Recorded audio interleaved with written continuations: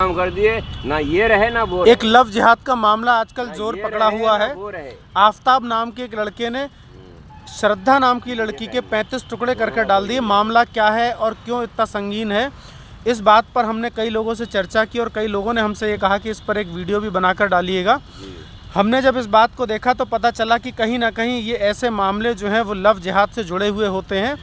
और लव जिहाद से जुड़े होने का कारण ये है कि कहीं ना कहीं दूसरे धर्म में किसी तरीके का एक खौफ पैदा करना, एक डर पैदा करना, ये कुछ लोगों का बड़ा कारण होता है।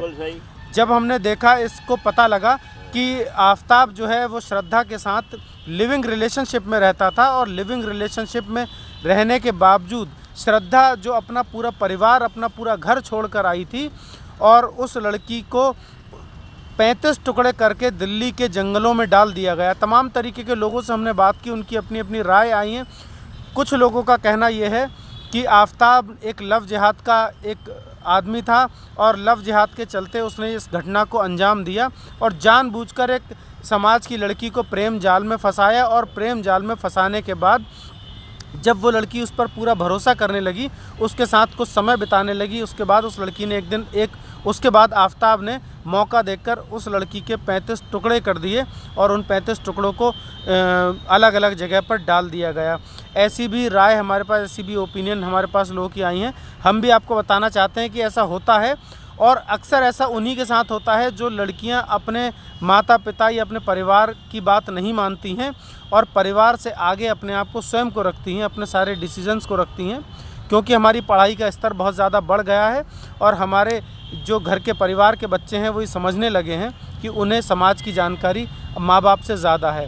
तो ऐसी गलतियाँ वो अक्सर कर जाते हैं। ज़रूर नहीं आफताब हो, कल कोई और भी हो सकता है, परसों कोई और भी हो सकता है। सबसे ज़्यादा ज़रूरत है इस समय समाज को इस बात की कि जो भी कदम हमारे परिवार की लड़कियां या जो लड़के उठाते हैं उन कदम पर बहुत विचार करने की बात है और सोचने समझने की ज़रूरत है। और जो भी कभी ऐसा फ़ैसला करें तो उस फैसले में परिवार का इन्वॉल्वमेंट ज़रूर करें, पूरे परिवार को शामिल करें। परिवार की अगर इच्छा है तो उस काम को करें, अन्यथा उसके कुछ नेगेटिव पहलुओं पर भी ध्यान दें। अक्सर ऐसा होता है कि जब कोई लड़का या फिर कोई लड़की प्रेम संबंध में होते हैं तो उन्हें नेगेटिव कुछ नहीं दिखता है, सब कुछ पॉजिटिव दिखता है।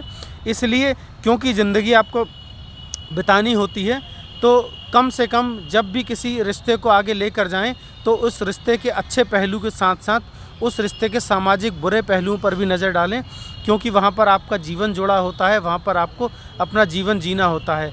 ये बात एक लड़की की नहीं है और बात एक लड़के की नहीं है। कभी कभी ऐसा होता है कि लड़कों के साथ भी दुर्घटनाएं हो जाती हैं, कुछ लड़कियां उन्हें भी ऐसे शिकार बना लेती हैं और अधिकतर मात्रा में लव जिहाद का मामला देखने में आया है। तो ख़ास करके जब कभी ऐसा होता है तो लड़कियों से मैं अपील करना चाहता हूं और बताना चाहता हूं कि ऐसे किसी भी मामले के लिए अपने परिवार को उसमें शामिल करें और अपने परिवार से राय लें, आसपास के लोगों से राय लें, समाज में उस व्यक्ति का स्थान देखें कि समाज में उसे लोग कितना पसंद करते हैं, समाज में उसकी क्या प्रतिष्ठा है और किस मानसिकता का व्यक्ति है। आंखें बंद कर कर किसी पर भी विश्वास नहीं किया जा सकता है। इस मोबाइल के दौर ने और सोशल मीडिया के दौर ने इन सारी चीज़ों को ख़त्म कर दिया है। हम सोशल मीडिया पर, मोबाइल पर बहुत अच्छे अच्छे मैसेजेस भेज लेते हैं, अच्छी अच्छी बातें कर लेते हैं, जिसके तहत ऐसी दुर्घटनाएं हमारे समाज में होने लगी हैं। उस परिवार से पूछिए जिनकी बेटी गई है, उस परिवार पर क्या बीत रही होगी। और मैं भी सरकार से अपील करना चाहता हूं कि ऐसे जो भी हुआ है इस तरीके का, इसको लेकर सख्त से सख्त कानून बनाना चाहिए और ऐसे लोगों को जैसी घटनाओं को अंजाम देते हैं उन पर सख्त से सख्त कार्रवाई करनी चाहिए। जय हिंद।